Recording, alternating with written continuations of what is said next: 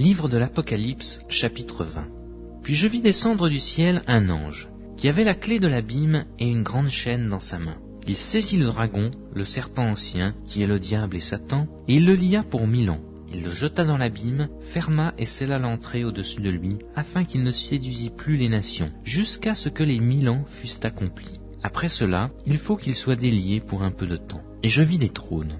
Et à ceux qui s'y assirent fut donné le pouvoir de juger. Et je vis les âmes de ceux qui avaient été décapités à cause du témoignage de Jésus et à cause de la parole de Dieu, et de ceux qui n'avaient pas adoré la bête ni son image, et qui n'avaient pas reçu la marque sur leur front et sur la main. Ils revinrent à la vie, et ils régnèrent avec Christ pendant 1000 ans. Les autres morts ne revinrent point à la vie, jusqu'à ce que les 1000 ans fussent accomplis. C'est la première résurrection. Heureux et saints ceux qui ont part à la première résurrection.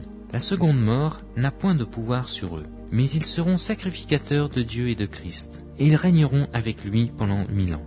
Quand les 1000 ans seront accomplis, Satan sera relâché de sa prison, et il sortira pour séduire les nations qui sont aux 4 coins de la terre, Gog et Magog, afin de les rassembler pour la guerre. Leur nombre est comme le sable de la mer. Et ils montèrent sur la surface de la terre, et ils investirent le camp des saints et la ville bien-aimée. Mais un feu venant de Dieu descendit du ciel et les dévora. Et le diable, qui les séduisait, furent jetés dans les temps de feu et de soufre, où sont la bête et le faux prophète. Et ils seront tourmentés jour et nuit au siècle des siècles.